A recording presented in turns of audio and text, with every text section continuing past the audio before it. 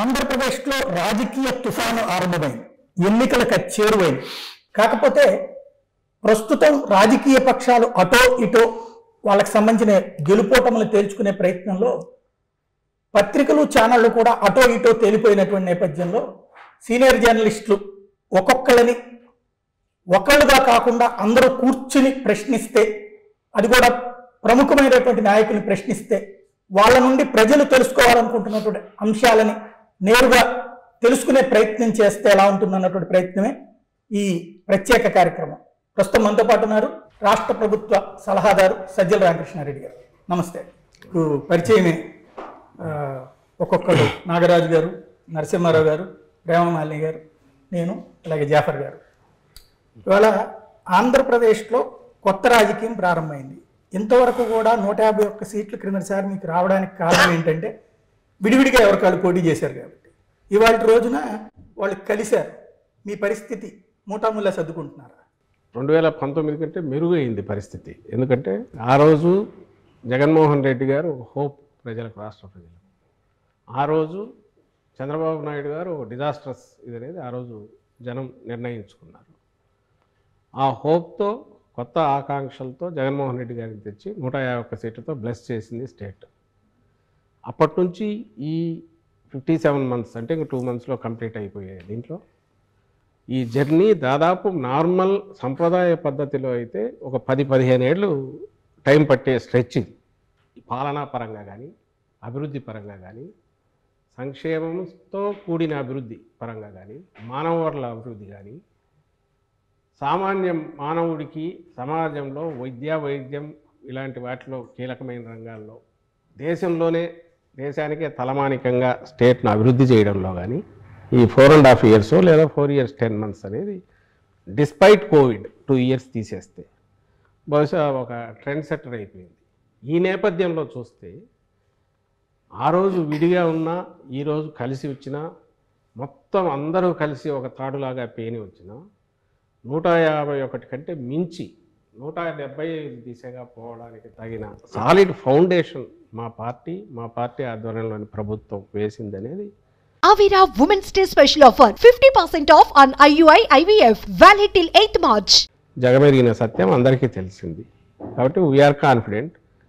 దాని నుంచి వచ్చిందే మా 175 వైనాట్ 175 అనే స్లోగన్ సీఎం గారు ఇచ్చిన, మేము రిపీట్ చేస్తున్నా, దానికి తగినట్టు గ్రౌండ్ వర్క్ చేస్తున్నా, దాన్నే రిఫ్లెక్ట్ చేస్తుంది, ఆ కాన్ఫిడెన్స్ని రిఫ్లెక్ట్ చేస్తుంది. అంటే అంతకుముందు ఉన్నటువంటి మీ ధైర్యం ఏంటంటే మీరు అంతకుముందు అధికారంలోకి ఎప్పుడు రాలేదు, అంతకుముందు ఉన్న ప్రభుత్వం దాని బలము బలహీనత అన్నటువంటిది ప్రజలు చూస్తారు కాబట్టి దాన్ని పట్టుకుని మీరు అడ్వాంటేజ్ తీసుకుంటారు. ఇవాళ మీరు అధికారంలో ఉన్నారు, ఒక పక్కన సంక్షేమం అని మాత్రమే ముందుకెళ్తున్నారు, అభివృద్ధి లేదు అన్నది విపక్షాలు గట్టిగా ముందుకు తీసుకెళ్తున్నప్పుడు మీకంటూ ఇప్పుడు ప్రభుత్వ వ్యతిరేకత ఉంటుంది. 175 అనేటువంటిది మీ వాళ్ళకి కాన్ఫిడెన్స్ తెప్పించడానికే, లేకపోతే ఎలాగూ సాధ్యం కాదు కాబట్టి అవతల వాళ్ళని భయపెట్టడం కోసం మాట్లాడే పదం? మీరు అనేది వాళ్ళు చేస్తున్నారు, ఏది భయపెట్టే ప్రయత్నం, బోకరింపు ప్రయత్నాలు. మీరు పెట్టిన పేరు కూడా వాళ్ళకి అప్లై అవుతుంది. ఓ పొలిటికల్ స్టామ్ క్రియేట్ చేసిన ఏదో. నిజానికి అలాంటిది ఏమీ లేదు. వాళ్ళు చేస్తున్నవన్నీ టీ కప్పులో తుఫాన్ లాగా క్రియేట్ చేయాలని ప్రయత్నం చేస్తున్నారు. వాళ్ళు ఎక్కడో వైనాట్ 175 అనట్లేదు సార్, అంటోంది మీరు ఒక్కటే అనమాట. వైనాట్ 175 అంటోంది మీరే. ఎందుకంటే నేను చెప్పింది ఇంత ప్రొలాంగ్డ్, నేను ముందు ఇంట్రడక్షన్లో చెప్పిన ఈ 4.5 yearsలో మేము చేసింది ఏదైతే ఉందో, ఏదైతే 87% of the population of AP పాజిటివ్గా అఫెక్ట్ అయ్యారో, ఆ బెనిఫిట్స్ అన్నిటిని చూస్తూ వచ్చారు, దాని ఫ్రూట్స్ ఎంజాయ్ చేస్తూ వచ్చారు, దానికి తగినట్టుగా ఫర్దర్ నెక్స్ట్ 5 yearsకి ఏమేమి జరగబోతోంది కూడా కళ్ళ ముందు ఒక vision. Next 5 years I'm not seeing 2050 Chandrababu లాగా అన్నట్లా. నెక్స్ట్ 5 yearsలో ఏం జరగబోతుందో కూడా కళ్ళ ముందు కనపడుతుంది. వై నాట్ 175 అన్నది it looks very over ambitious, over confidence అట్లా కూడా అనిపిస్తుంది ఒక్కోసారి. వాళ్ళు ఎవరు గెలవరా సార్? ఎవరు? ఆ పేరు వల్ల ఏమవుతుందో, లోకేష్ లాస్ట్ టైం పోలా, ఓకే, చంద్రబాబు నాయుడు మెజారిటీ ఎంత తగ్గిపోయింది అయింది, చంద్రబాబు నాయుడు గారి మెజారిటీ ఎంత తగ్గింది? మెజార్టీ తగ్గించవచ్చును, కానీ కుప్పంలో చంద్రబాబును గెలవడం ఎంత కష్టమో పులివెందుల్లో జగన్ గారిని గెలవడం కూడా అంతే కష్టం సార్. 2 monthsలో రిజల్ట్ కూడా వచ్చేస్తాయి, ఎలక్షన్స్ అయిపోతాయి. 2 months కాబట్టి 2.5 months రిజల్ట్స్ కూడా వస్తాయి, తెలుస్తుంది. అందుకే నేను ఎప్పుడు ఒక రైడర్ పెడుతుంటా, మాది confidence, it is not arrogance, neither it is over confidence. ఆరోగెంట్గా అనడం వాళ్ళు అంటున్నారు, లేదా నేను ఇంతమంది అన్నట్టు బోకరింపులు ప్రిటెన్షియస్ దీంట్లో వాళ్ళు అంటున్నారు, మేమనట్లా. మా దానికి సాలిడ్ ఎగ్జాంపుల్ మీరు అంటున్నారు కుప్పం పులివెందుల తేడా అంటున్నారు, దాన్ని నేను పోలుస్తా. పులివెందులు అనేది అది long standing, it has been continuously nurtured. Not only ఏదో రిసోర్సెస్ సీఎంగా ఉన్నప్పుడే కాదు, లేకముందు కూడా రాజశేఖర రెడ్డి గారు తన అపోజిషన్లో ఉన్నప్పుడే తన 60 acres వాల్యుబుల్ ల్యాండ్ ఆ రోజే కాలేజీతో సహా లయలోకి ఇచ్చేశారు. ఎడ్యుకేషన్ అనేది బాగా రావాలి నా కాన్స్టిట్యున్సీ ప్రజలకని అప్పట్లోనే ప్రాజెక్టుల కోసం తీసుకొచ్చేసి చేశారు అపోజిషన్లో ఉన్నప్పుడు. ఆయన ఉన్నది 5 years, ఈయన ఉన్నది 5 years. రిమైనింగ్ టైం అంతా పులివెందుల డెవలప్ కాకుండా పోలే. మనకున్న రిసోర్సెస్ అన్నీ పొలిటికల్గా కానీ ఇంకోరు ఉన్న ఎక్కడ ఉన్న టీడీపీ ఉన్న పర్సనల్ పొలిటికల్ సెంట్రల్లో ఉన్న పలుకుబడి యూజ్ చేసినా సరే కాన్స్టిట్యున్సీని డెవలప్ చేసుకుంటూ నర్చర్ చేసుకుంటూ వచ్చారు. అది కంటిన్యూ అవుతుంది ఈ రోజు కూడా. కుప్పం మేము వచ్చి చేస్తున్నాము. పులివెందులకు నీళ్ళు ఇచ్చింది నేనే అనేది చంద్రబాబు నాయుడు గారు చెప్తున్నారు. సరే ఇప్పుడు మేము నీళ్ళు ఇస్తున్నాం మీరు చెప్తున్నారు అభివృద్ధి అనేది. ఆఖరికి గండికోట నింపింది ఎవరు? R&R ప్యాకేజ్ పూర్తి 1000 కోట్లు 1200 కోట్లు ఎవరు పే చేశారు? పే చేసి 17 TMCలు ఫస్ట్ టైం నింపింది ఎవరు? ఆఖరికి ఎంత పెడుతున్నాము, రిజల్ట్ ఎవరు ఇచ్చామనేది అవన్నీ గ్రౌండ్ వర్క్ అంతా రాజశేఖర రెడ్డి గారు చేశారు. ఈయన చిన్న చిన్నవి పై మెరుగుతుంది, కొన్ని స్టార్ట్ చేసిండొచ్చు. అక్కడ ఆఖరికి వచ్చేసరికి మొన్న ఫైనల్గా ఎక్కువ పెట్టాల్సి వచ్చింది, జగన్మోహన్ రెడ్డి గారు పెట్టారు. ఈరోజు రిజర్వాయర్లు ఫుల్ నిండినాయంటే అటువైపు రాయలసీమలో ఎక్కడైనా సరే. ఆ రోజు ఇప్పుడు ఎగతాళిగా మాట్లాడే మొన్న రేవంత్ రెడ్డి కూడా మాట్లాడింది, అక్కడ సీఎం మాట్లాడిన దాంట్లో అక్కడ అగ్రెసివ్గా జగన్మోహన్ రెడ్డి దోచుకుపోతున్నాడు అనే దాంట్లో రాయలసీమ వైపు నుంచి పాజిటివ్గా ఉంది. మీరు గమనిస్తే ఎవరు చేశారు ఆ రోజు 44,000 క్యూసెక్కులకు, ఆయన చేస్తే 11,000 క్యూసెక్కులు పోతిరెడ్డిపాడు. ఈయన దాన్ని 2 పైగా పెంచి కాలువలు వెడల్పు చేసి, ఎందుకంటే వరద టైంలో మాత్రమే మనం పట్టుకోగలం నీళ్లు కాబట్టి వరద టైంలో వీలైనన్ని వాటర్ తీసుకుపోయే ప్రయత్నం చేస్తున్నారు. మీరు సాధించాము అంటే సాధిద్దాము అనుకోవడము లేదా కాన్ఫిడెన్స్ ఒక ఎత్తు. ఇప్పుడు ఉన్నటువంటి అనుమానం ఏంటంటే 175 గెలవాలి అంటే ఎదుటి వాళ్ళకి అంటే నేను ఈవీఎం మేనేజ్మెంట్ అని చెప్పను కానీ లేదంటే బెదిరింపులో వాళ్ళని చేయనివ్వనటువంటి తరహా వ్యవహారాలు ఏమైనా జరగబోతున్నాయి ఆంధ్ర? ఇప్పుడు ఫస్ట్ ఇవన్నీ నేను డినై చేస్తున్నాను ఏది మీరైతే అన్న దాంట్లో. కానీ ఏ కాన్ఫిడెన్స్ ఎక్కడి నుంచి వస్తుందంటే నేను ఇంతకుముందు అన్నదే, ఈ రాష్ట్రంలో ఉన్న వాళ్ళందరిలో నేను ఇంతకుముందు అన్నట్టు 87% of population directly they are enjoying, అన్ని రకాల ఫ్రూట్స్ ఎంజాయ్ చేస్తున్నారు. వాళ్ళ బతుకులు మారిపోయినాయి, పాజిటివ్గా టర్న్ అయినాయి, వాళ్ళ పర్చేజింగ్ కెపాసిటీ పెరిగింది. వీటన్నిటి వల్ల వచ్చిన కాన్ఫిడెన్స్. అలాగే లోకల్ బాడీస్లో మా పార్టీ పుట్టక ముందే 2014 ముందు అన్నింటిలో మేము ఫైట్ చేసాము. ఎవరు ఫైట్ చేయొద్దన్నారు? చంద్రబాబు నాయుడు గారిని ఫైట్ చేసి ఎందుకు నిలబడలేకపోయారు? జగన్మోహన్ రెడ్డి గారి కుటుంబ సభ్యులు కూడా జగన్మోహన్ రెడ్డి గారు ఓడిపోతారని చెప్తున్నారు. కుటుంబ సభ్యులు అప్పట్లో వివేకానందరెడ్డి గారు బయటకు పోయినప్పుడు ఆ రోజు కుటుంబ సభ్యులు బయటకు వెళ్ళింది. ఈరోజు షర్మిలమ్మ బయటకు వెళ్తే ఆమె కుటుంబ సభ్యులుగానే బయటకు వెళ్ళారు. వెళ్ళిన తర్వాత రాజకీయంగా ఒక లైన్ తీసుకున్నాక ఈరోజు అందులోనే ఒక పార్టీ, ఒక కాంగ్రెస్ పార్టీ నాయకురాలుగా ఇక్కడికి వచ్చారు. లైన్ తీసుకున్న పర్పస్ ఇక్కడ ప్రజలకు అన్యాయం జరుగుతుంది, ప్రజల కోసం నిలబడతా అనేది కదా. అవి అట్లయితే చంద్రబాబు చెప్పేవని నిజాలు కావాలా? మనం పులివెందులు చెప్పేవని నిజాలు కావాలా? మనం మాట్లాడిందే నిజమైతే అట్లాంటప్పుడు చంద్రబాబు నాయుడు మించిన వాళ్ళు ఎవరు ఉంటారు? మన మాటలే నిజం అనుకుంటే, మనం ఎంత గట్టిగా మాట్లాడితే అది నిజం అవుతుంది అనుకుంటే, చంద్రబాబు నాయుడు నుంచి గట్టిగా అరవగలిగిన వాళ్ళు ఎవరు? ఆ గొంతును 10,000 రెట్లు పెంచి వినిపించగలిగిన ఆ మీడియాని తట్టుకునే శక్తి పదే వాళ్ళు పంప్ చేస్తుంది ఏంటంటే సొంత చెల్లిని కాపాడలేకపోయారు, సొంత చెల్లిని కన్విన్స్ చేయలేకపోయారు, సొంత చెల్లి ఆయన డెవలప్మెంట్ చేస్తుంది అని బిలీవ్ చేయట్లేదు. రాష్ట్ర ప్రజలు ఎందుకు బిలీవ్ చేయాలి, ఎలా బిలీవ్ చేయాలి? అది ఎవరు అడగాల్సింది? మీరు అడిగితే బాగానే ఉంటుంది. చంద్రబాబు నాయుడు అది అడగాల్సిన అవసరం లేదు. ఆయన స్ట్రైట్ ఒకటే 14-19 మధ్య ఇది చేశానని చెప్పచ్చు, ఈరోజు మళ్ళీ మేము వస్తే ఇది చేస్తామని చెప్పచ్చు. లేదా 14-19 మధ్య నేను ఇది చేసినది ఈయన తీసేశాడు, నేను వచ్చి ఇంతకంటే చేస్తానని చెప్పచ్చు. ఆయన అట్లా ఆయన చూపించాల్సింది ఎక్కడ ఆయన ఫెయిల్యూర్ కనపడతానంటే, ఆయన ఇదిగో మీ చెల్లెలకు చేయలే స్టేట్కి ఏం చేస్తామంటున్నాడు. అది మీరు అడిగితే బాగుంటుంది, ఒక కామన్ మ్యాన్ అడిగితే బాగుంటుంది, సమాధానం ఇస్తాం. ఆయన పొలిటీషియన్, అందులోనూ 14 ఏళ్ళు సీఎంగా ఉన్న వ్యక్తి, ఓ పార్టీ అధ్యక్షుడు. 95లో ఏ రీతిలో అయినా సరే వాళ్ళ మామని దించి ఇంకో పద్ధతిలో వచ్చి అప్పటి నుంచి కబ్జా చేసిన పార్టీ కావచ్చు, ఏదైనా కావచ్చు, తనే అధ్యక్షుడిగా కొనసాగుతున్నారు. ఆయనకు చెప్పడానికి ఏం లేదా? ఆయన ఈ మాట అనవేంది? ఇంట్లో వాళ్ళు ఇంకోటో రకరకాల కారణాల వల్ల ఒక్కొక్క లైన్ చంద్రబాబు నాయుడు గారు అన్నది చెప్పట్లా, షర్మిల గారు క్లెయిమ్ చేస్తున్నారు. అవును, ఆమె అన్నది మాటలు రిపీట్ చేస్తుంది. చిలక పలుకుల్లాగా చంద్రబాబు నాయుడు గారి స్క్రిప్ట్ రాయిస్తే అది మాట్లాడుతున్నారు. కుటుంబ సభ్యుల నుంచే ఆయనకి ఇబ్బందికర పరిస్థితులు తలెత్తుతున్నాయి కదా. ఒక పద్మవ్యూహంలో ఉన్నట్టు ఉంది ఈ రోజు జగన్మోహన్ రెడ్డి. ఇవన్నీ చిన్న దూదిపింజల్లాగా అట్లా క్రియేట్ చేసిన మేఘాలు లాంటివి అవి పక్కకు పాసింగ్ క్లౌడ్స్ వస్తున్నాయి పోతున్నాయి. క్లియర్ చేసిన వాళ్ళు వాళ్ళ దీంట్లోనే మీరు టోన్ చూడండి. ఈరోజు మాట్లాడట్లేదు, ఎప్పుడు ఏది కావాలనో దానికి ఆర్కెస్ట్రాలో తీసినట్టు అది తీస్తున్నారు, దడ కొడుతున్నారు. మేము చేసింది చెప్పుకునే పరిస్థితి లేకుండా డిఫెన్స్లో రిప్లై ఇచ్చే పరిస్థితి క్రియేట్ చేయాలని వాళ్ళు చేస్తున్న దాంట్లో మీరు కూడా అవే తీసుకొచ్చేసి మమ్మల్ని అడుగుతున్నారు. సార్ ఒకటి సార్ సాయి గారు సార్ ఇది కాస్త ఓపెన్ గా మాట్లాడుకున్నాం సార్. ఇది రా అన్ఫిల్టర్డ్ దీని పేరు క్లోజ్ గా సమాధానం ఇస్తున్నాను. అంటే ఏ ప్రశ్న కూడా అడగడానికి ఆ స్వేచ్ఛ మీరు తప్పకుండా ఇచ్చారు చెప్పారు కాబట్టి కొంచెం ఓపెన్ గా మాట్లాడుకుంటాం సార్. 151 మంది ఎమ్మెల్యేలు గెలిచారు సార్. ఈ 151 మంది ఎమ్మెల్యేలకు అవసరమైనప్పుడల్లా సీఎం అపాయింట్మెంట్ దొరుకుతుందా సార్? కాస్త మనసు మీద చేపెట్టుకుని చెప్పండి సార్ ఆ విషయం. ఎన్నిసార్లు ఈ 5 years లో 151 మందికి కూడా అపాయింట్మెంట్ దొరికింది, ఇన్నిసార్లు దొరికింది అని చెప్పడానికి?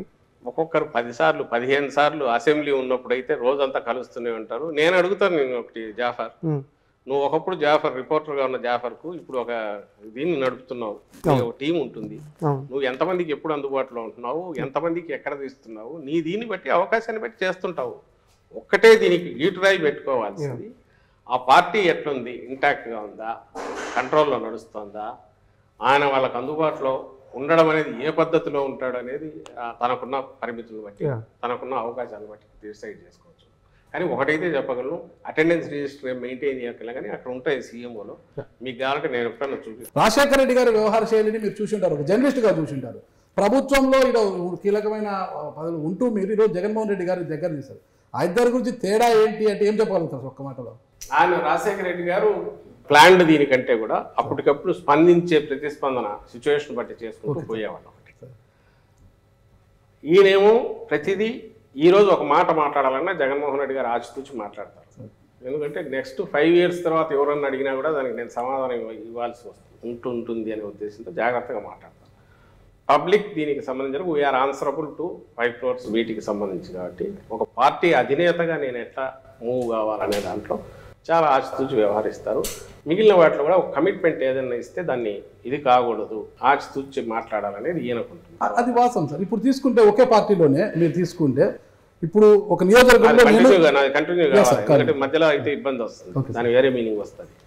ఆ రోజు ఆయన ఉన్న పరిస్థితి తను డిఫరెంట్ ఫేజెస్ దాటుకుంటూ వచ్చినందువల్ల ప్రతిదీ హిస్టరీలో కలిసిపోతే ఫైనల్ వచ్చేసరికి ఒక ఎవాల్వ్డ్ రాజశేఖర రెడ్డి గారు, అందులోనూ ఆయన మాటల్లోనే చెప్పాలంటే పాదయాత్ర తర్వాత వచ్చిన రాజశేఖర రెడ్డి గారు, డిఫరెంట్ రాజశేఖర రెడ్డి గారు వచ్చారు. ఈ బాధ్యత మొత్తం తండ్రి హఠాత్తుగా చనిపోవడంతో జగన్మోహన్ రెడ్డి గారి మీద సడన్గా పడింది.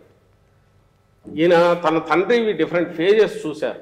చూసిన తర్వాత ఒక మాటను మళ్ళీ వెనక్కి తీసుకోవడానికి ఎట్లా అవుతుంది, ఒక మాట కమిట్ అయ్యాక వచ్చే తర్వాత వచ్చే ఇబ్బందులు ఇవన్నీ చూశారు. కాబట్టి ప్రతి స్టెప్ దగ్గర ఆ రోజు పార్టీ పెట్టిన రోజు నుంచి ఈ రోజు వరకు కూడా అతి తక్కువ మాత్రమే ఆయన ఎక్స్ప్లెనేషన్ ఇవ్వాల్సిన పరిస్థితులు వచ్చుంటాయి, మీకు తెలుస్తుంది. ఇవన్నీ ఈ తక్కువ టైంలో సాధించడానికి కారణం ఈయనకున్న పట్టుదల లేక ఏకాగ్రత కారణం కావచ్చు. దాంతో వచ్చే షూడ్నెస్ ఒకటి ఈయనకుంది. అది ఓ లీడర్ కావాల్సింది. ఈరోజు పార్టీని బతికిస్తుంది, స్టేట్ కూడా హోప్ అయింది దాని నుంచి. 2019 నుంచి ఇప్పుడు పరిస్థితి మెరుగుపడ్డాలని మీరు చెప్పారు సార్. సో మీరు కాన్ఫిడెంట్ గా ఉందో కాదు సార్, ఇక్కడ క్యాడర్ కూడా చాలా కాన్ఫిడెంట్ గా ఉంటుంది. ఇప్పుడు దాకా మీ కోటరీలో ఉన్న వేమిరెడ్డి గారు చాలా క్లోజ్ కోటరీకి ఉన్నారు కదా సార్, ఎందుకు వెళ్ళిపోయారు సార్? మానుకుంటా మాగుంటా ఎందుకు సంతృప్తిలో పడ్డారు? కృష్ణదేవరాయలు ఎందుకు జంప్ అయిపోయారు సార్? ఇక్కడ పాత స్థాయికి సీటు ఉందో లేదో చెప్పకముందు అతను విచారణ ఎత్తేసాడు. ఇవన్నీ కాన్ఫిడెన్స్ లేక బాలశౌరి గారు కూడా దూరం అయిపోయారు. బాలశౌరి అంటే క్లోజ్ కోటరీలో ఉన్నవాడు జగన్మోహన్ రెడ్డికి ఆత్మ నేనే అంటే బయటకు చెప్పుకున్నాడు బాలశౌరి.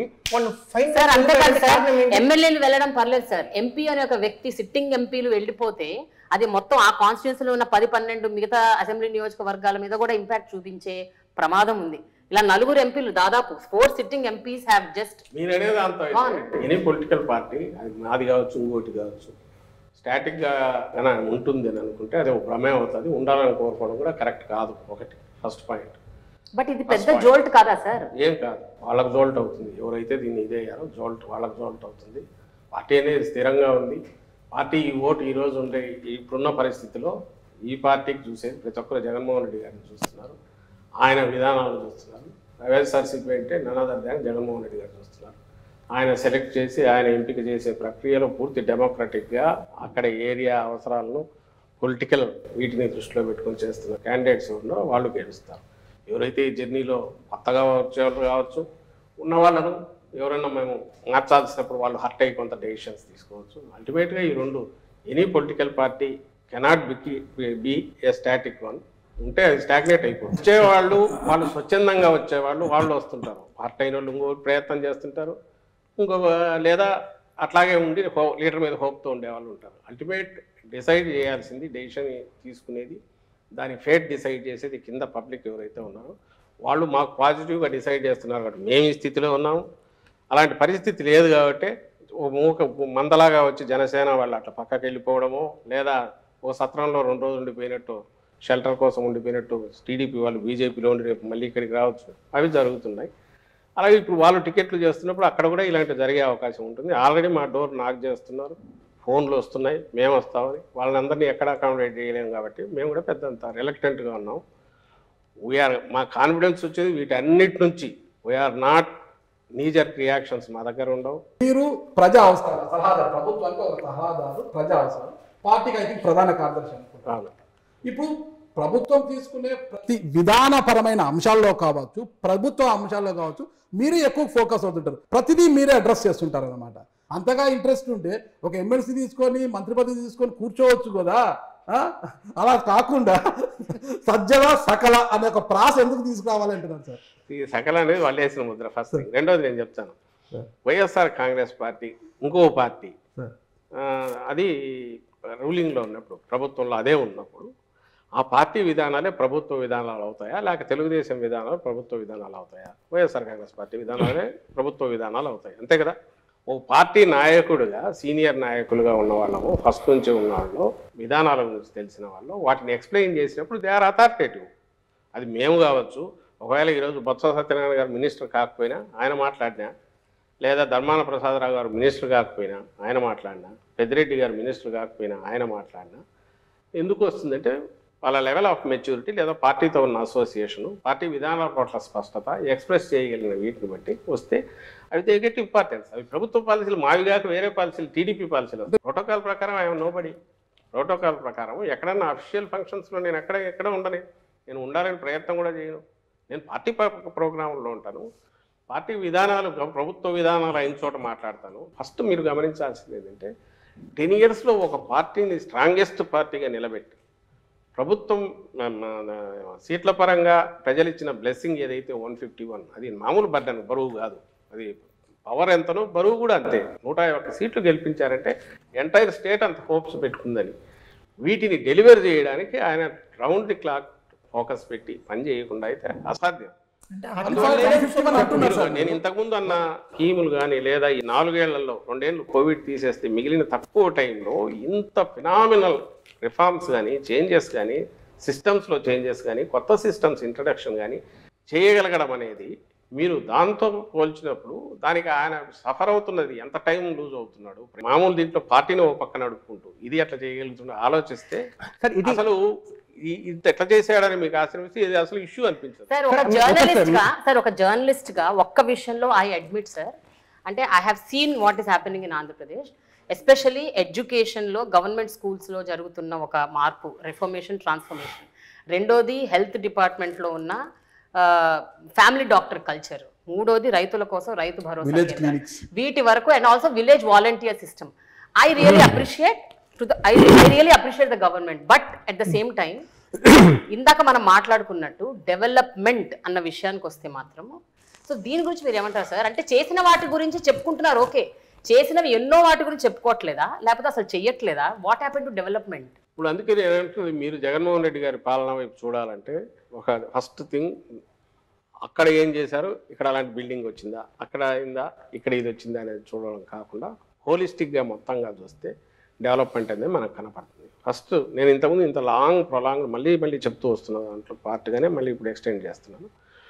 ఇండస్ట్రీస్ వస్తున్నాయి కంటిన్యూస్, ఎంఎస్ఎంఈలు విపరీతంగా గతంతో పోలిస్తే పెరిగాయి.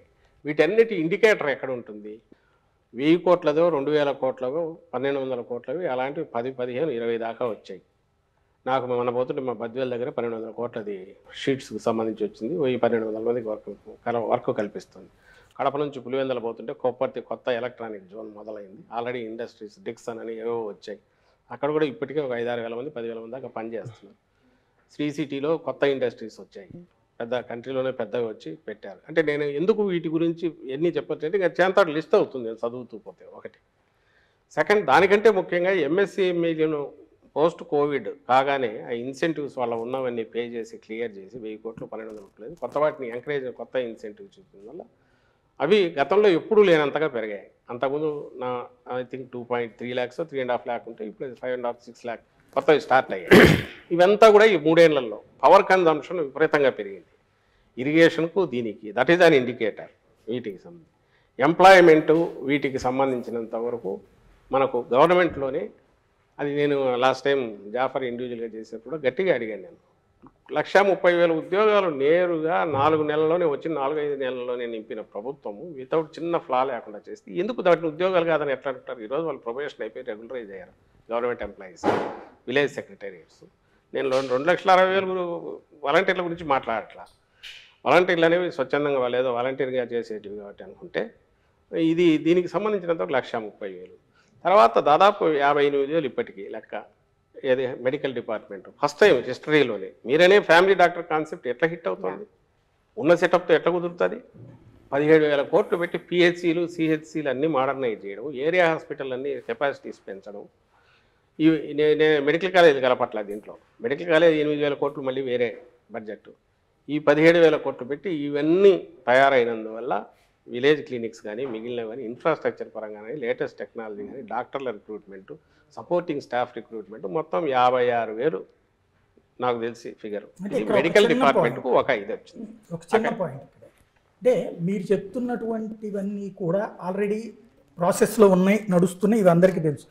పబ్లిక్ ఏముంటుందంటే అది ప్రొజెక్ట్ అయినట్టు ఇది ప్రొజెక్ట్ అవ్వట్లేదు సార్. మీరు ప్రొజెక్ట్ చేయట్లేదా? అసలు అవ్వట్లేదు. ఈ రోజుకు వాట్ ఎవర్ మీరు నింపినవి చూస్తే ఇవన్నీ కూడా ఖాళీలు శాంక్షన్ పోస్టులు అవి కాకుండా అడిషనల్గా నింపినవి 1,30,000 కాక 56,000, 1,000, 2,000 పోస్టులు ఇట్లాంటివన్నీ నింపి మొత్తం మీద దాదాపు 4 లక్షలు 3,90,000 ఎంతో ఉన్న పోస్టులు ఈరోజు 6 లక్షల చిల్లరకు పోయినాయి. ఇది ఇప్పుడు ప్రతిదీ ఆలోచించి చేయడం అనేది ఒకటి తప్ప జాగ్రత్తగా చూసి రిక్రూట్మెంట్ చేయాల్సిన పరిస్థితి ఒకటి. సెకండ్ది వచ్చి గ్రూప్ 1 కానీ గ్రూప్ 2 కానీ జరగాల్సినవి ఒకటికప్పుడు జరుగుతున్నాయి. మూడవది డిఎస్సి ఇప్పుడు నోటిఫికేషన్ ఇచ్చాం. డిఎస్సి గురించి మళ్ళీ స్పెసిఫిక్గా చెప్పాలి, ఎందుకంటే అది ఒక సబ్జెక్ట్ మేజర్, అందరూ అదే రేజ్ చేస్తుంటారు. 2014-19 మధ్య ఆ రోజు తెలుగుదేశం పార్టీ గవర్నమెంట్ నింపిండేది. అంతకుముందు 2012లోనూ 13లో ఇచ్చిన డిఎస్సి నోటిఫికేషన్ తాలూకు 8,920 ఎన్నో పోస్టులు అదొక్కటే చేసింది. తర్వాత 18లో వాళ్ళు నోటిఫికేషన్ అంటే ఎలక్షన్లు 5 నెలలు ఉన్నాయని కానీ నోటిఫికేషన్ ఇచ్చారు. ఆ పోస్టులు 7,000 చిల్లర ఎన్నో ఉంటే మేము 2020లో నింపాము వాటికి. అది దాంతోపాటు 2008 డిఎస్సి, 1998 డిఎస్సి, ఈ రెండు అప్పటి నుంచి ప్రొలాంగ్డ్ లీగల్గా వాళ్ళు అన్ని రకాలుగా చేస్తున్న వాళ్ళ సఫరింగ్ తీర్చాం. అది ఒక 7,000 పోస్టులు, మొత్తం 14,000. ఇప్పుడు లేటెస్ట్ మళ్ళీ 6,100కు ఇచ్చాం. 6,100కి ఇప్పుడు ఇచ్చాం. అంటే 20,000 మేము చేసింది. ఇది ఫిగర్స్. మీరు వీటిని మళ్ళీ పక్కకు తోసి ఉద్యోగాలు ఎక్కడ 1,30,000 మేము ఉద్యోగాలు అనుకోము.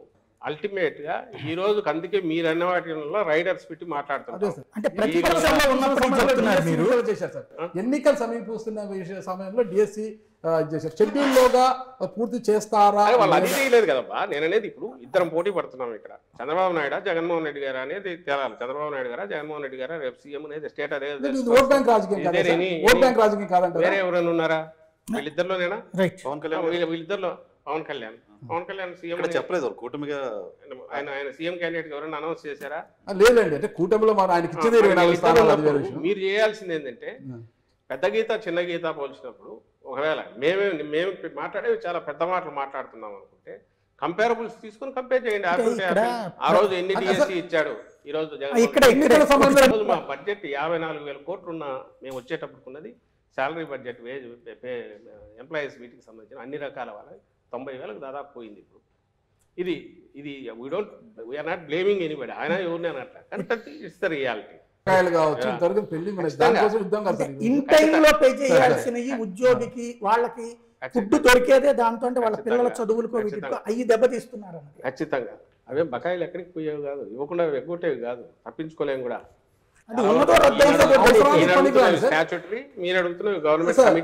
అవసరానికి పనికిరాలి కదా సార్. ప్రతి ఒక్క ఉద్యోగికి జనవరిలో జూలైలో ఒక డిఏ ఇస్తారు. ఫైనాన్షియల్ గా ఉన్న పరిస్థితి కోవిడ్ వల్ల వచ్చిన దీనివల్ల మధ్యలో 2 years ఎప్పుడైతే లూజ్ అయ్యామో దీనివల్ల చాలా వరకు తలకిందులైనాయి. డిస్పైట్ ఆల్ దట్ చాలా జాగ్రత్తగా చేసుకుంటూ వచ్చినందువల్ల నేను ఇంతకుముందు మాట్లాడినవన్నీ చేయగలుగుతున్నాము.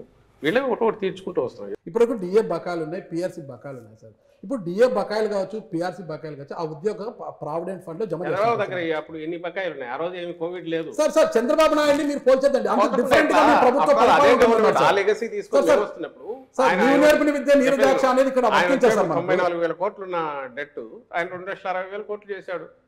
ఏమో ఎందుకు తెచ్చి మా మీద పడేసి పెండింగ్ ఆల్మోస్ట్ 60,000-70,000 కోట్లు పెండింగ్ బిల్లులు ఆయన మీద నమ్మకం లేదనే కదా సార్ ప్రజలు మీకు పట్టం కొట్టి 150 స్థానాలు మీకు ఇచ్చారు. రూపాయి నా చేతిలో ఉన్న రూపాయి కదా, రూపాయి 100 రూపాయలు నా చేతికి వస్తే ఆ రూపాయిని ఎట్లా పెడుతున్నాము, పిల్ఫరేజ్ లేకుండా రూపాయిని మొత్తంగా కరెక్ట్ గా స్పెండ్ చేయాల్సిన చోట చేస్తున్నామా లేదా, జాగ్రత్తగా చేస్తున్నామా లేదా. ఒక ఫ్యామిలీ హెడ్ ఎట్లయితే బడ్జెట్ను జాగ్రత్తగా ప్లాన్ చేసుకొని చేస్తాడు, స్టేట్ బడ్జెట్ జగన్మోహన్ రెడ్డి గారు అంత ప్లాన్డ్ గా నీట్ గా చేస్తున్నారు. కాబట్టి ఎవరు భయాందోళన చెందట్లే.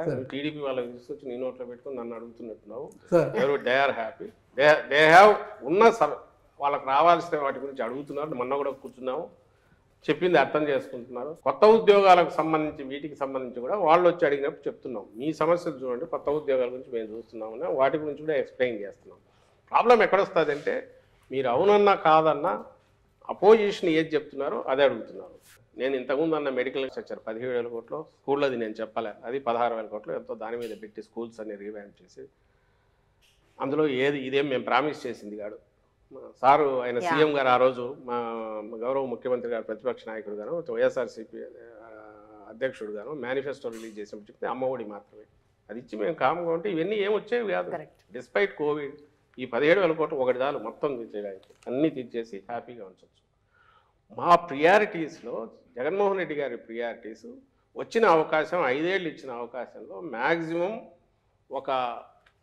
ఒక డ్రైవర్ అంటే పుష్ను ఇవ్వాలి, బేస్ వేయాలనుకున్నారు, అది వేశారు. దాన్ని మీరు అంటున్న ఉద్యోగులు కూడా అప్రిషియేట్ చేస్తున్నారు. అందుకే వాళ్ళు ఏమంటారు, సార్ అది బ్రహ్మాండంగా చేస్తున్నారు, దాంతోపాటు ఇది కూడా ఇస్తే బాగుండేది అంటున్నారు తప్ప మీరంతా బాగా జలసాగా ఉన్నారు సార్, ఆ పవర్ ఎంజాయ్ చేస్తున్నారు, మమ్మల్ని ఎందుకు పట్టించుకోవట్లని ఎవరన్నట్లా. వాళ్ళకు బాధ ఉంది, వాళ్ళ వేదన చెప్తున్నారు. కోపం ఎందుకు లేదు అంటే జగన్మోహన్ రెడ్డి గారు ఆయన ఖాళీగా కూర్చోలే, మీరు అన్నట్టు అందరినీ వదిలేసి విలాసాలకు ఎక్కడో తిరగట్లా, ఏదో ప్రైవేట్ లైఫ్లో ఎక్కడా లేరు. ఆయన పూర్తి పబ్లిక్ మీద ఫోకస్ పెట్టారు. అండ్ పూరెస్ట్ అమాంగ్ పూర్ను ఎట్లా వాళ్ళని పైకి తీసుకురావాలని ట్రై చేస్తున్నారు. వాళ్ళు పైకి వస్తున్నారు, కళ్ళ ముందు కనపడుతుంది. పర్చేజింగ్ కెపాసిటీ పెరిగి ఈరోజు ఎకానమీకి ఏ డ్రైవర్ పనిచేస్తుంది మనది అగ్రెసివ్ దీంట్లోకి 6% ఉండేది 11%కి ఈరోజు పోయిందంటే గ్రోత్ రేటు ఎక్కడి నుంచి వచ్చింది ఇదంతా? ఎక్కడి నుంచి వచ్చిందంటే నేను మొన్న అంతా చెప్తూ వచ్చాను, మీకు చెప్తాను. Each ward secretary, village secretary, ఒక సెక్రటేరియట్ అంటే 2,000 మంది పాపులేషన్, 2,000-2,500 చోట మినిమం అంటే 22 నుంచి 27 కోట్లు గత 4 ఏళ్లలో అక్కడికి వెళ్ళింది. ఏదో రకరకాల డీబీటీ కావచ్చు, లేదా అక్కడ వర్క్స్ జరిగిండొచ్చు. అంటే అంత లిమిటెడ్ దాంట్లో 30 కోట్లు అక్కడికి వెళ్ళే, ఆ 30 కోట్లు మళ్ళీ అక్కడే జనరేట్ అయ్యి ఖర్చు పెడుతుంటే దాంట్లోనే ఎకానమీ గ్రోత్ కూడా స్కోప్ ఇచ్చింది. ఇది అర్థం చేసుకోకపోతే మీరు వీటన్నిటికి నేను చెప్పలేము. ఐఏఎస్ల డబ్బులు కూడా కాజేసింది ఈ ప్రభుత్వం అనేది ఒక ప్రధానమైన వార్త సార్. నిజంగా ఆరోపణ. రామోజీరావు పక్కన కూడా ఇంకోటి ఏదో పెద్దది రాశాడు, రాక్షసుల మాదిరి జగన్మోహన్ అదే సార్ మద్యంతో కార్యాలయాలు పాడవుతాయి. ఆయన సితార హోటల్ అది నాన్ డిబేటబుల్ సార్, ఎందుకంటే మద్యం బాటల మీద ఉంటుంది, ఎంత ఖరీదైన బాటలు. ఈ చోజ్ లైన్ తెలుగుదేశం పార్టీ కరపత్రం లాగా తయారైన రామోజీరావు రాసే వాటన్నిటికి సంబంధించి ఈ రోజు కూడా ఫ్యాక్ట్ చెక్ అని మా వాళ్ళు ఇస్తున్నారు. ఇది ఒకటి పెట్టుకోవాల్సి వచ్చింది, రోజు ఫ్యాక్ట్ చెక్ అని ఇస్తున్నారు గవర్నమెంట్. ఇక్కడ ప్రశ్నలు సార్, చాలా గొప్పగా పాలిస్తున్నాము గవర్నమెంట్ అంటున్నారు, కానీ ఎలా కమ్యూనికేట్ అయింది నాకు తెలియదు. ఎందుకంటే వెరీ ఫ్యూ మెంబర్స్ మాట్లాడుతున్నారు sir on behalf of government. మీరు మాట్లాడుతున్న 5 కూడా వాళ్ళు పొలిటికల్ గా ఒక విమర్శకు ఇంకో ఆరోపణకు ప్రత్యారోపణలా మాట్లాడడం, కానీ ఇంత గొప్పగా మనం స్ట్రగుల్ పెడుతున్నాము, స్ట్రగుల్ చేస్తున్నాము, ఇంత గొప్పగా పాలిస్తున్నాము అన్న సంగతి, ఆ స్ట్రగుల్ అనేది ఇంకా జనాలు తెలియలేదు సార్. ఇది ఫస్ట్ టైం చాలా మంచి అప్రిషియేట్ చేయాల్సింది ఏంటంటే ఇలా ఓపెన్ గా ఏమైనా అడగొచ్చు అని చెప్పి ఈ ప్రయత్నం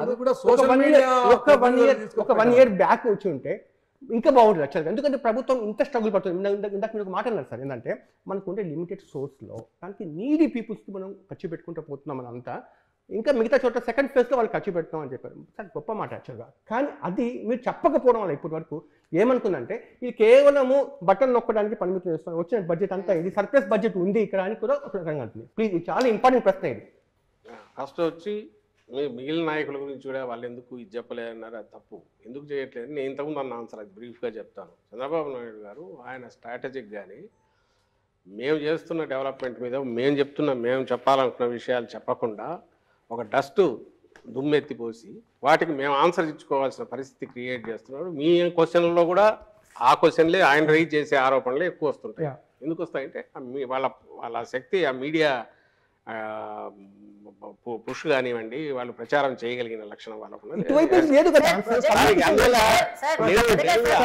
మనం ఆల్రెడీ ఇప్పుడు ఎడ్యుకేషన్ లో ఏం జరిగింది, హెల్త్ లో ఏం జరిగింది అది కూడా మేము అడిగాం కదా sir. Projection what is projected ఇంట్లో బలవంతంగా మధ్యలో ఎక్కడో నేను చెప్పాల్సి వస్తుంది. ఇంత టైం ఇచ్చారు కాబట్టి ఇదే 5 minutes లో అయితే ఏం కుదరదు, దానికే సరిపోతుంది, నేను చెప్పడానికే సరిపోతుంది. సో అదొక కారణం. సెకండ్ వచ్చి పోలవరం ఎప్పటికప్పుడు చెప్తున్నారు, మినిస్టర్ గారు చెప్తున్నారు, అంతకుముందు అనిల్ ఉన్నప్పుడు, ఇప్పుడు రాంబాబు ఉన్నప్పుడు ఎక్స్ప్లెయిన్ చేస్తున్నారు, అఫీషియల్స్ చెప్తున్నారు. కానీ మీకు తెలుసు చంద్రబాబు నాయుడు గారు 14లో వస్తే దాదాపు 17 వరకు ఆ ప్యాకేజీ కింద పోలవరం మీరు చేసుకోవచ్చు అన్నంత వరకు ఆయన దాన్ని మొట్ల ఒకటి. అప్పటి వరకు జరుగుతున్న వాటన్నిటిలోనూ అంతకుముందు కానీ ట్రాన్స్ఫర్ అయిన కంపెనీ ఈ మధ్య వాళ్లే చెప్పారు ఎట్లా అడ్డంగా దాన్ని అడ్డం పెట్టుకుని మింగేశాడు ఆయన అనేది. వీటన్నిటిలో ఫండ్స్ అన్ని డైవర్ట్ చేసుకుని ఎట్లా తీసుకుపోయాడు అనేది వాళ్ళే చెప్పారు. మేము ముందు నుంచి చెప్తున్నాం, అది పక్కకు వెళ్దాం. ఆయన చేసిన అమిత్ షా అన్నారు ఏటీఎం లాగా వాడుకున్నారు పోలవరాన్ని కూడా అని చెప్పి బీజేపీ వాళ్ళు అన్నారు అన్నమాట. టీడీపీ మీద 151 స్థానాలు ఇచ్చారు, చాలా బాధ్యత పెరిగింది మాకు అనేసి ఇప్పటివరకు అంటున్నారు సార్. అంటే అప్పుడు 150 స్థానాలు ఇవ్వడానికి కారణము చంద్రబాబు నాయుడు గారిని 5 ఏళ్ళు చూశారు కాబట్టి ఆయన మీద ఒక అసంపూర్తి కావచ్చు, వ్యతిరేకత కావచ్చు పూర్తి స్థాయిలో వచ్చింది. అప్పటి వరకు జగన్మోహన్ రెడ్డి గారు ప్రజల మధ్యలో ఉన్నారు. అంతకుముందు ఓదార్పు కావచ్చు, తర్వాత పాదయాత్రతో ప్రజల మనసులు దోచుకొని ప్రజల మధ్యలోనే ఉన్నారు కాబట్టి ఆ ప్రేమతో 151 స్థానాలు ఇచ్చారు ప్రజలు మీకు. ఆ 151 స్థానాలు ఇప్పుడు నిలబెట్టుకోవడానికి 170 పక్కన పెడదాం, ఉన్న 151 స్థానాలు నిలబెట్టుకోవడానికి ప్రధానంగా మీకు అనుకూలించే అంశాలు అన్ని రంగాల నుంచి ఏమున్నాయంటారు సార్? ఆ రోజు ప్రజల మధ్య ఉన్నారు, ఇప్పుడు ప్రజల హృదయాల్లో ఉన్నారు నేరుగా. ఎలా ఉన్నారు మొత్తంగా మీరనే వాటి వల్లే మొత్తం హోలిస్టిక్ అప్రోచ్ వల్ల ప్రతి పేద కుటుంబాన్ని వాళ్ళ జీవితాన్ని టచ్ చేశారు. దేని రకంగా అంటే మౌలికంగా వాళ్ళకు కావాల్సిన అవసరాలన్నీ కూడా ఏదైతే అత్యంత కాస్ట్లీనో విద్య, వైద్యం, తర్వాత మనకు అగ్రికల్చర్ అనేది కోర్ 60-70% దాకా దాని మీద డిపెండ్ అయ్యింది. ఈ మూడింటిని ప్రియారిటీ మీద అడ్రస్ చేశారు. ఇంతకుముందు మీ క్వశ్చన్లోనే వచ్చినట్టు హెల్త్ అనేది ఈరోజు ఒకప్పుడు ఫ్యామిలీ డాక్టర్ అంటే ఉన్న వాళ్ళకి ఇంటికి వచ్చి చూడడం అనేది ఒక లగ్జరీ. డిస్పైట్ దట్ మళ్ళీ కావాలంటే నేను అపోలోకు అక్కడికి వెళ్ళాలి. ఈరోజు అపోలో లాంటి ఇక్కడ టెర్షరీ కేర్ ఉన్న జనరల్ హాస్పిటల్ను స్పెషలిస్ట్, సూపర్ స్పెషలిస్ట్ను కింద ఉన్న పిహెచ్సి డాక్టర్ను కూడా లింక్ చేసే సిస్టమ్ డెవలప్ అయింది. ఇప్పుడు ప్రిలిమినరీ స్టేజ్లో ఉంది, ఇంకా అడ్వాన్స్డ్ దీంట్లోకి పోతుంది. అంటే ఒక డాక్టర్గా మీరు ప్రతి ఇంట్లో కదలలేని వాళ్ళు ఉన్నా పోయి చూస్తే అక్కడ ఎంటర్ చేసి ఇదైనాక super specialist is able to see super speciality. ఆ డాక్టర్ ఆయన చెప్పిన అడ్వైజులను ఫాలో అవుతున్నారో లేదో కింద మళ్ళీ చూడడానికి, వీళ్ళు ఫాలో అప్ చేయడానికి వీళ్ళ దగ్గరికి ప్రిస్క్రిప్షన్ వస్తుంది. ఆ కనెక్టివిటీ అనేది 100% చేసే ప్రయత్నం జరుగుతుంది. దీంతోపాటు ఆరోగ్య సురక్షని ఇయర్లీ 2 క్యాంపులు కండక్ట్ చేసి వీళ్ళను తీసుకొచ్చి కాంప్రహెన్సివ్ హెల్త్ కేర్ అనేది. దాంతోపాటు ఆరోగ్యశ్రీ దాదాపు 2400, 2500, 3000 వరకు ప్రొసీజర్స్, డిఫరెంట్ ప్రొసీజర్స్, వాటిని అంతకుముందు 1000 ఉండేవి, వాటిని పెంచడం ద్వారా అలాగే అమౌంట్ దానికి సంబంధించినంత వరకు విపరీతంగా పెరిగింది. ఇప్పుడు కాస్ట్ కూడా పెరిగిపోయింది. స్పెషలిస్ట్ల వీళ్ళకు పే చేసే అవి పెరిగాయి. వీటిని ధీటుగా తట్టుకోవడానికి కాస్ట్ టోటల్ బర్డన్ గవర్నమెంట్ మీద తగ్గించడానికి నెక్స్ట్ మీరు 10 years అయ్యేసరికి కొత్త మెడికల్ కాలేజెస్ వచ్చి స్పెషలిస్టులు ఇక్కడే తయారై గవర్నమెంట్ ఆటోమేటికల్ మెడికల్ కాలేజ్ అంటే ఇట్స్ వన్ జనరల్ హాస్పిటల్ అంటే ప్రతి జిల్లాకు ఒక ఇది వచ్చేసింది మనకు. ఇప్పుడు పార్లమెంట్ జిల్లా అయినందువల్ల ఓ పార్లమెంట్ పరిధిలో ఒక జనరల్ హాస్పిటల్ వస్తుంది. General hospital is nothing but it's equal to అపోలోనో ఇంకో దానిలో సూపర్ స్పెషాలిటీస్ అంటే పిహెచ్సి నుంచి విలేజ్ క్లినిక్ దగ్గర నుంచి ఇక్కడి వరకు కనెక్షన్ ఇచ్చింది. First it's not just free medicine, it's not just free medicine, comprehensive state of the art ఈరోజు ఎక్కడ అందుబాటులో ఉన్నా అవి తెచ్చే ప్రయత్నం చేసి సక్సెస్ఫుల్గా ఇంప్లిమెంట్ అవుతుంది. రెండవది విద్య. నేను డీటెయిల్ దానికి పోనక్కర్లే, మీరే చూస్తున్నారు, మీ మాటల్లోనే మీరే అన్నారు ఎట్లా ఇది ఉందని. దీంతోపాటు ఇది చదివిన తర్వాత పైకి వెళ్ళాలంటే ఎట్లా, బయట స్టేట్కి వెళ్ళాలంటే ఎట్లా, దానికి అవసరమైన దానికోసం సిబిఎస్ఈని ఈరోజు ఐబీతో ఒప్పందమని ఇవన్నీ ఏవి చేయాల్సిన అవసరం లేదు. జగన్మోహన్ రెడ్డి గారు can get more free time, more he can concentrate, పబ్లిక్లో తిరుగుతూ ఉండొచ్చు, ఇంకోటి చేయొచ్చు. బట్ ఎండ్ వచ్చి ఇది చేసిన తర్వాత ఓ 10 ఏళ్ల తర్వాత ఈ పిల్లాడు చదువుకొని గ్రాడ్యుయేట్ అయిన తర్వాత ఎక్కడికి పోగలడు, ఏం చేయగలడు? మనమే ఫేస్ చేస్తున్నాం. ఈరోజు నేషనల్ దీనికి పోతే మనం కంప్లీట్ చేయాలంటే మదర్ టంగ్ దీనిలో మనం తెలుగులోనే మాట్లాడాలి, ఇబ్బంది పడుతున్నాం. ముందు ఆ షైనెస్ నుంచి బయటపడాలా, గ్లోబల్ సిటిజన్గా గ్రో కావాలా అనేదానికి ఫౌండేషన్ వేసాడు. ఇవన్నీ నిజానికి అనవసరం. చాలామంది చెప్తుంటారు, ఎందుకు ఇంత మీరు తపన పడుతున్నారు, మీరు ఇచ్చిన ప్రామిసుల్లో కొన్ని ఇప్పుడు చేస్తే సరిపోయేది కదా. కాదు, ఆ ఫౌండేషన్ వేస్తేనే ఏం చేస్తున్నాం అనేది తెలుస్తుంది. ఎందుకంటే మనకి ఇచ్చింది 5 yearsే ఇది తీర్పు ఇచ్చింది, అంతవరకే మనం ఇది చేయాలని చెప్పి చేశారు. వీటన్నిటి ఫాలో అప్ అనేది సంక్షేమ పథకాల ద్వారా సార్ ఇక్కడ షార్ప్ కడతాం సార్. ఇప్పుడు ఏదైతే జగన్మోహన్ రెడ్డి గారి మానస పత్రికలు ఉన్నాయో, ఆర్బీకేలు కావచ్చు, సచివాలయ భవనాలు కావచ్చు, విలేజ్ క్లినిక్లు కావచ్చు, ఇవన్నీ నిర్మించింది. ఈ భవనాలన్నీ నిర్మించడం వల్ల అక్కడ ప్రాపర్టీస్ కూడా రేట్లు పెరిగాయి సార్. మంచి ఒక ప్రాపర్టీని మీరు క్రియేట్ చేసినట్టు అయింది సార్. ఇక్కడ ఒక మెయిన్ పాయింట్ ఏంటంటే, మీరు పెట్టేది, తిట్టేది, కొట్టేది 3 లెక్కలోకి వస్తాయి. ఇప్పుడు మీరు పెట్టినవి చెప్పుకుంటున్నారు. పాయింట్ ఏంటంటే, మిడిల్ క్లాస్ మీద ఈ బర్డెన్ పెరుగుతున్నటువంటిప్పుడు మిడిల్ క్లాస్ కంటూ మీ నుంచి అసలు ఏముంది? మంచి క్వశ్చన్ చేసింది. జగన్మోహన్ రెడ్డి గారు జస్ట్ పొలిటీషియన్ లాగానే ఉంటే సమస్య లేదు. ఎత్తులు పై ఎత్తులు వేసుకుంటా ఎలక్షన్ టైంకి అప్పటికప్పుడు ఆలోచించి ఎవరితో ఎట్లా కలిసి రావాలనుకుంటే అది అది అది అది అంత కష్టం కాదు. ఆయన రిఫార్మర్ లాగా వ్యవహరించడం వల్ల ఈరోజు మీరనేవి వస్తున్నాయి కొన్ని. అంటే ఎక్కడ బియాండ్ లిమిట్ పోకూడదు, ఉన్న దాంట్లోనే జాగ్రత్తగా ఆచితూచి చేస్తూ లాంగ్ టర్మ్ వేయాలి, షార్ట్ టర్మ్ ఇమీడియట్ రిజల్ట్ చూపించాలి అని ఇది టూ అంబిషియస్ ఈయన పెట్టుకున్నది. స్ప్రెడ్ చాలా పెద్దది. But at the same time మీకు పునాదులు ఎట్లా వేస్తున్నారో చెప్తున్నాను. ఈ డిసెంబర్ నుంచి మీకు సెకీ నుంచి ₹2.49 పవర్ వస్తుంది, ఏది ఫార్మ్ సెక్టర్కి సంబంధించి. దీని ఇంపాక్ట్ కనీసం ₹3-4 సేవ్ అవుతుంది పర్ యూనిట్ కాస్ట్. ఇన్నాళ్ళు ఫార్మర్స్కి ఇస్తున్నాం, ఫ్రీ పవర్ ఇస్తున్నాం సార్. రాజశేఖర రెడ్డి గారి కంటే అప్పుడే మొదలు పెట్టారు. తర్వాత వచ్చిన వాళ్ళు ఎవరు ఇంత బరువు ఎంతకాలం ఏ స్టేట్ అయినా భరించగలదని ఎవరు ఆలోచించలే.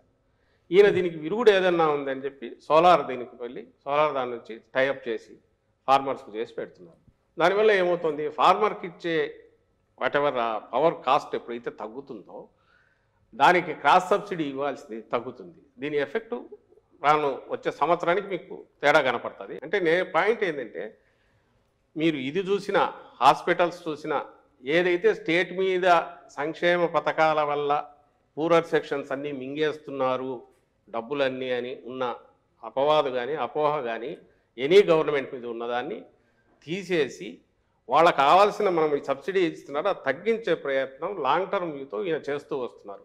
చేయకపోతే ఈ అవసరం రాదు. సో ఎడ్యుకేషన్, ఐటీ ఇప్పుడు అన్ని ఒకేసారి మాట్లాడకపోవడం వల్ల కొన్ని ప్రశ్నలు వచ్చి మధ్యలో ఇంటరప్షన్ చేయడానికి అవకాశం దొరకలేదు. ఇప్పుడు హెల్త్ గురించి కొన్ని రకాల ప్రశ్నలు సార్ అద్భుతంగా చేశారు సార్. చిన్న కాంప్లిమెంట్ కూడా ఇస్తున్నాను సార్, థ్యాంక్స్ అని చెప్పండి సార్, చాలా బాగుంది సార్.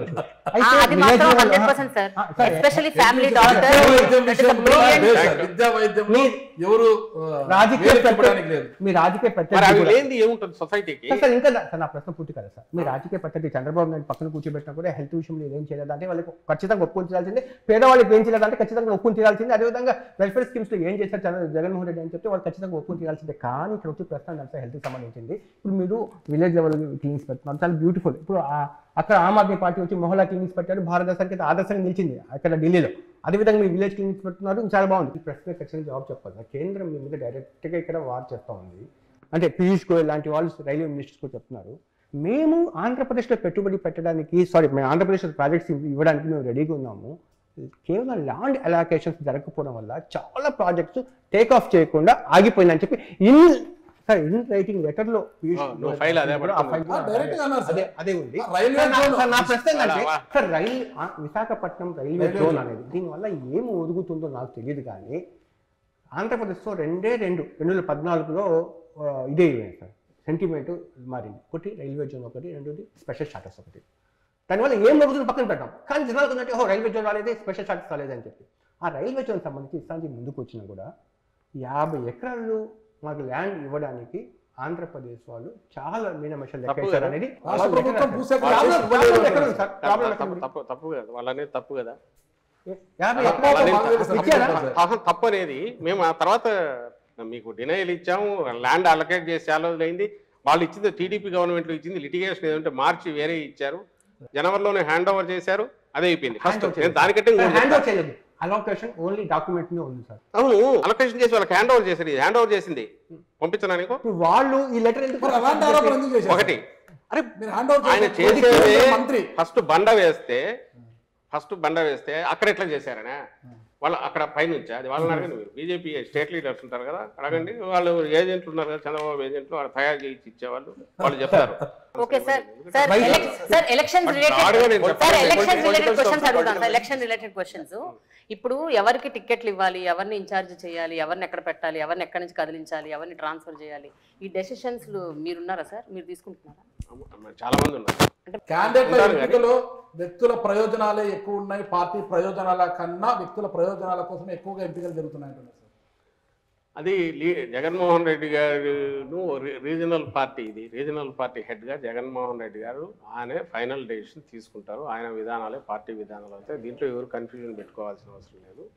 ఇందులో ఎగ్జిక్యూషన్లో ఎక్కడైనా లోపాలుంటే మా పొరపాట్లు ఉంటాయి. First thing. సెకండ్ వచ్చి అట్లా అని ఆయన ఏది యూనిలేటరల్ డెసిషన్ తీసుకోవట్లేదు. అట్లా అందరితో డిస్కస్ చేస్తున్నారు. చేసే వాటిలో నేను ఉంటాను, మిగిలిన సీనియర్ నాయకులు ఉన్నారు, వాళ్ళు ఉంటారు, రీజనల్ కోఆర్డినేటర్లు వాళ్ళు ఉంటారు, వాళ్ళందరూ ఉంటారు. ఇక్కడ నేను అవైలబుల్ ఉంటాను కాబట్టి, నేను ఉంటాను కాబట్టి మాతో ఎక్కువ మాట్లాడతారు.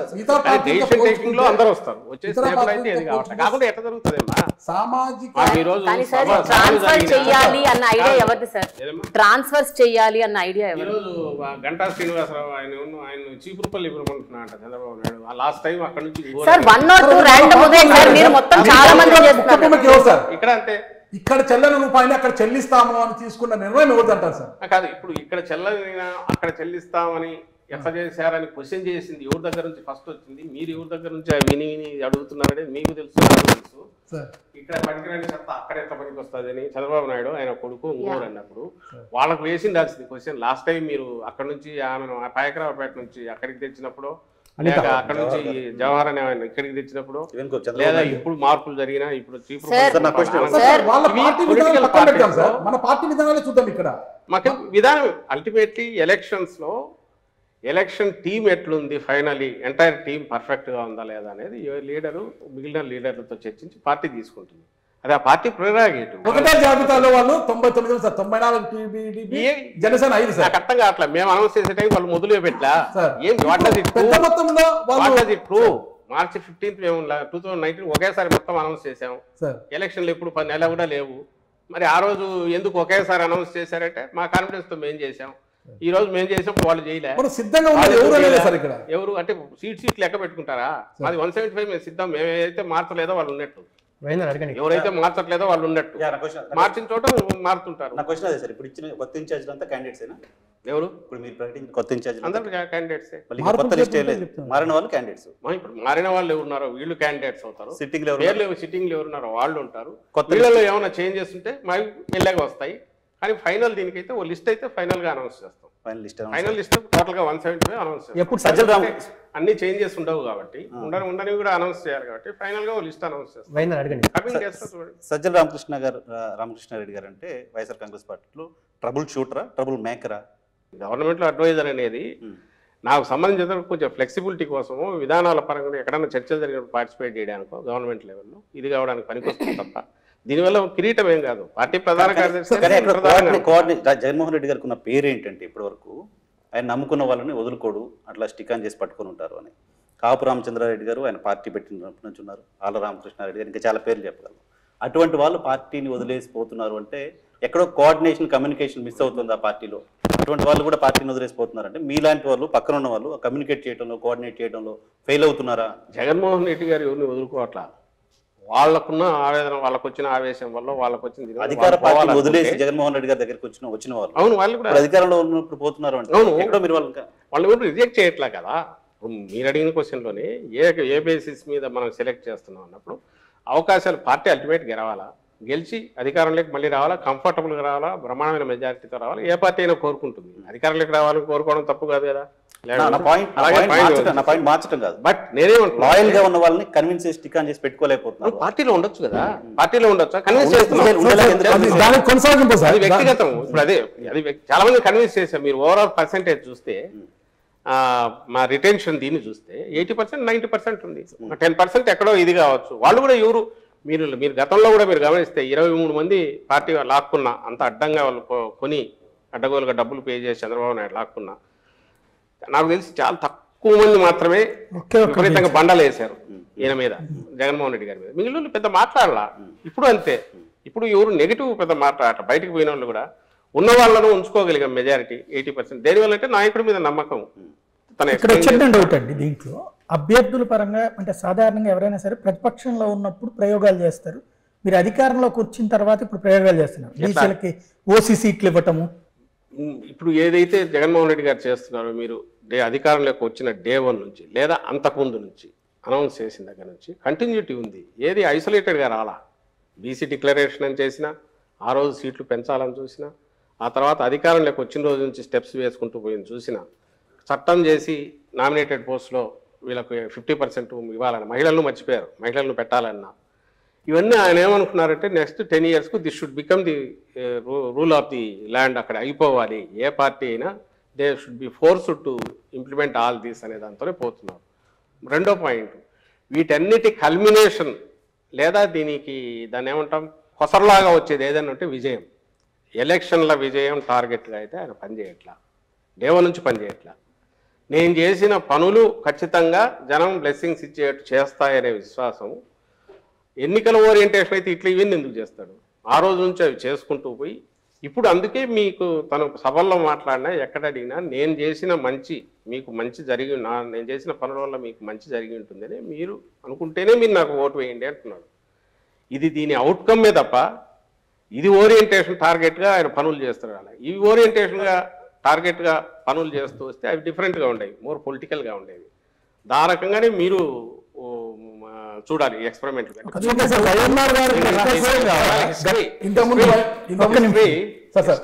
ఎలక్షన్ల తర్వాత గెలుపోవటం అనేది ఆయన ఇప్పుడు కూడా అంటుంటారు, మనం చేయాలనుకునేది సిన్సియర్గా నమ్మి చేశాము, దీని రిజల్ట్ ఎట్లన్నా ఉంది. రిజల్ట్ బ్రహ్మాండంగా ఉంది నేను ఎందుకు అనుకుంటున్నామంటే తెలుస్తుంది కాబట్టి మాకు వచ్చే రెస్పాన్స్. సంక్షేమ పథకాలు ఆపితే మాత్రం మనకు ఓటు బ్యాంకు గండి పడుతుంది అని ఒక అభద్రత భావన చేస్తున్నారా? అలా మంచి క్వశ్చన్ నువ్వు అడిగింది. అది ఎప్పుడు వస్తుందంటే ఈ టోకెన్గా ఓన్లీ నేను ఇంతకుముందు అన్నట్టు అమ్మఒడి, రైతు భరోసా అవన్నీ ఇచ్చి చేతులు దులుపుకుంటే మీకు అందరికి ఇచ్చాను, దాన్ని పెంచొచ్చు కూడా కొంచెం చేసేస్తే అడికి అయిపోతుంది. అంటే డోలౌట్స్ అంటాం తాయిలాల్లాగా, ఏదో లైఫ్ ఇప్పుడు గ్యాస్ సిలిండర్లో లేక బస్సులో ఫ్రీ ఇదో ఇలాంటివి అవి టెంపరీగా అప్పటికప్పుడు ఉపయోగపడేవి. అలాంటివి చేస్తే మీరు అనేది కావచ్చు. ఈయన కంటిన్యూటీ నేను అమ్మఒడితో మిగిలినవన్నీ ఆయన చెప్పినవి కాదు. అమ్మఒడి ఒక్కటి ఇచ్చినందువల్ల ఎప్పుడైతే కుదరదు అనుకున్నాడు. ఎందుకంటే ఆ పిల్లలు అక్కడికి పోతే ఆ స్కూల్కి పోలేరు, కాన్వెంట్కి పోతే కాస్ట్ ఎక్కువ. కాబట్టి మన స్కూల్లే రెడీ కావాలని చెప్పి 15,000 కోట్లు పెట్టాడు కదా. అక్కడ ఆయన విజన్ కనిపిస్తుంది. నాట్ వల్ల ఏదో అది ఊరికే సంక్షేమం అనేది కనుక కాదు. దాంతోపాటు వస్తున్న స్ట్రక్చర్స్ ఇవన్నీ లోకల్ వర్క్లో భాగం. ప్రతిదీ ఈ సంక్షేమం నుంచి ఫ్యామిలీ డెవలప్ అవుతుంది. ఫ్యామిలీ ఓరియంటెడ్గా ఏదైతే మనం చేస్తున్నాం సంక్షేమం, దాంతోపాటు సొసైటీ డెవలప్ అవుతుంది. పవన్ కళ్యాణ్ గారు బలవంతుడా బలహీనుడా? పవన్ కళ్యాణ్ బలవంతుడిగా చూస్తున్నారా బలహీనుడు? బలవంతుడు జనం చూడాలి, మాకేం బలవంతుడు కానప్పుడు అంత టార్గెట్ ఎందుకు చేస్తున్నారు? పవన్ చేస్తున్నాం. చంద్రబాబుకు సంబంధించినంత వరకు what ever he has the capacity ఉన్నది, తన అభిమానులు కావచ్చు లేదా తన మీద ఆశ పెట్టిన ఆయన సామాజిక వర్గాల కావచ్చు, తనకేదో మా దగ్గర నుంచి ఒక టాప్ పొజిషన్ పోతా ఉన్న వాళ్ళు కావచ్చు, ఆ క్లౌట్ ఏదైతే ఉందో విచ్ అర్లియర్ లాస్ట్ టైం నిలబడినప్పుడు కొన్ని కాన్స్టిట్యున్సీస్లో అక్కడక్కడ స్కాటర్ అయ్యి కనిపించిందో గోదావరి జిల్లాలో అక్కడ వాళ్ళకు సంబంధించి ఇవన్నీ గుత్తమొత్తంగా తీసుకెళ్ళి చంద్రబాబు నాయుడుకు అప్పచెప్పాలని చూస్తాడు. చంద్రబాబు నాయుడు దానివల్ల బెనిఫిట్ అవుతున్నాడు కాబట్టి పాయింటెడ్గా చెప్తున్నాము. రెండవది ఏ క్వశ్చన్లో చెప్పాము, పవన్ కళ్యాణ్ గారు ఆబ్జెక్టివ్గానో ఇంకో రకంగానో విమర్శలు చేయట్లా. చంద్రబాబు నాయుడు ఏది ఇస్తే దాన్ని స్క్రిప్ట్ చదువుతున్నాడు ఒకటి.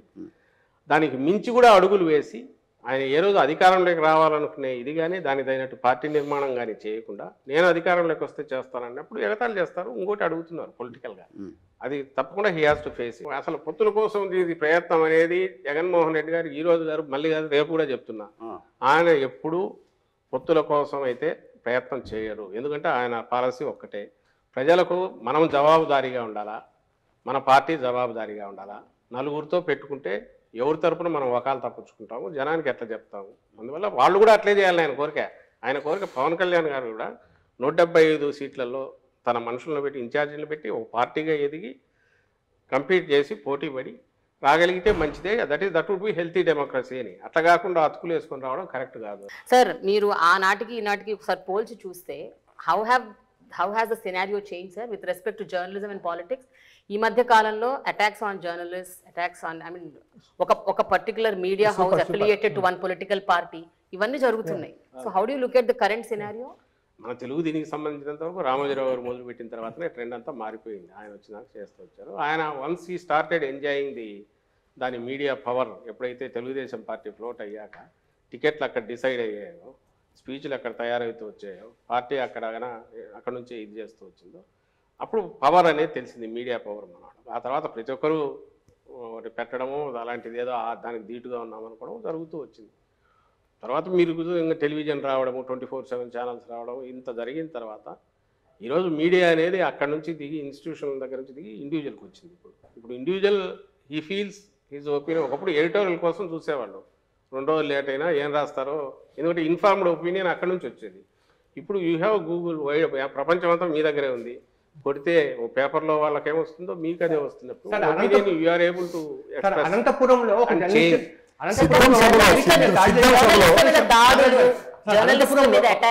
చెప్పేది పూర్తి కాలేదమ్మా. అది మాది కార్యకర్తల సభ. That is not public meeting. ఒకటి ఫస్ట్ థింగ్, కార్యకర్తల సభ. అక్కడికి వచ్చిన వాళ్ళంతా మా కార్యకర్తలు వచ్చారు. ఇతను మీడియా తరఫున పోయింటే ఫ్రంట్లో మీడియాకు ఉన్నాయి ప్లేస్, అక్కడ లేడు, వెనక ఉన్నాడు. అతను ఏం మాట్లాడాడో తెలియదు. మాకు తెలిసింది అయితే రెచ్చగొట్టాడు, బూతులు తిట్టాడని, లీడర్ని గురించి బూతులు తిట్టాడని అన్నారు. అక్కడ ఎవడో రియాక్ట్ అయ్యాడు. దానికి సంబంధించి కేసు బుక్ అయింది, జరుగుతుంది. పాయింట్ ఇక్కడ ఒక పాయింట్ అబ్జర్వ్ చేయాల్సింది వచ్చేసి, మీరే అన్నారు ఇంతకుముందు ఈనాడులో దాని గురించి చెప్తే, నేను వాళ్ళు ఎందుకు రాస్తున్నారు చెప్తే ఆ పక్కది నిజమే, అది కాదన్నారు. అంటే తెలుగుదేశం పార్టీ కార్యకర్తల కంటే మించి విషం కక్కుతా జగన్మోహన్ రెడ్డి గారి అంతం చూడాలనే దాంతో, మా పార్టీ అంతం చూడాలనే దాంతో నడుస్తున్నవి 2 తెలుగుదేశం పార్టీ కరపత్రాలుగా మేము భావిస్తున్నాం. అఫీషియల్గా వాటిని బ్యాన్ చేసాం. మా మీటింగులకు వద్దని చెప్పాం, రావద్దు, దండం పెట్టాం. సాక్షి పోవట్లే, అక్కడ పోదు. ఎందుకంటే సాక్షి వెహికల్స్ తగలబెట్టారు ఇంతకుముందు, మీకు గుర్తుంటే డిఎస్ ఎంజిన్ కూడా పగలగొట్టారు అక్కడికి పోయినప్పుడు. అది ఇంకా పబ్లిక్ మీటింగ్ నడుస్తున్నది, అక్కడ పోయినప్పుడే కొట్టారు. కొట్టిన తర్వాత వాళ్ళు చెప్పారు మేము ఇది నడుస్తుంది, సిచ్యువేషన్ వాస్తవం, దానికి కాదనొద్దు. అది లేదు కదా, ఇది కాకుండా ఏదో ఆబ్స్ట్రాక్ట్గా మీడియా ఫ్రీడము ఇదనే అనొద్దు. ఈ పరిస్థితిలో వచ్చినప్పుడు దానికి మేము రెస్పాన్సిబిలిటీ తీసుకోలేము. అట్ ది సేమ్ టైం గవర్నమెంట్లో ఉన్నాం కాబట్టి కేసులు బుక్ చేసాం. కేసు బుక్ చేయకుండా ఏం ఆపలేదే, ఇమీడియట్ కేసు బుక్ చేశారు, నడుస్తుంది. అది నడుస్తుంది. అరెస్ట్ నాకు తెలిసి అయితే అరెస్ట్ అయినట్టున్నాడు. చంద్రబాబు నాయుడు గారు చేసినట్టుగా వనజాక్ష ఒక ఎంఆర్ఓను జుట్టుబట్టి ఈడ్చో లేకుంటే అసభ్యంగా చేసిన చింతమనేని ప్రభాకర్ ఎమ్మెల్యే చేసేలాగా పంచాయతీ చేయలేదే. ఆర్టీఏ దగ్గర ఏదో గొడవ జరిగితే పంచాయతీ చేసినట్టు చేయలేదే. అప్పుడు బాలసుబ్రహ్మణ్యం ఎవరో కమిషనర్ ఉంటే గొడవ అయితే ఆయన పంచాయతీ చేసినట్టు చేయలేదే. చట్టం పని చేసిపోతుంది. మేము despite we being in the power అది చేస్తున్నాము. ఇంకో పక్క రెస్పెక్ట్ ఇవ్వాల్సిన చోట ఇస్తున్నాము. ఎవరు పొమ్మన్నాడు అక్కడ కార్యకర్తల సభలోకి పోయి అక్కడ పోయి తిడితే ఎవరు దానికి బాధ్యత ఎట్లా సాక్షి ఏమవుతుంది సార్? ఏది సాక్షి ఏమవుతుంది నువ్వు అనుకుంటే అనుకో. మేము చెప్తున్నాము ఈ రోజు కూడా నీకు సాక్షిలో ఇప్పటికే కూడా రాజశేఖర రెడ్డి గారు బొమ్మ పెట్టుకునైనా సరే కింద ఎక్కడైనా వాళ్ళ స్పీచ్ కానీ ఇంకొకటి కానీ అస్సలు లేకుండా అయితే ఉండదు. వాళ్ళు మాట్లాడినా వస్తాయి, దాని ఫాలో అప్ మేము రాసేవి వస్తున్నాయి. అడ్డంగా ఏది లేకుండా అయితే చేయట్లా. మీరని కాదు, it's not about just you.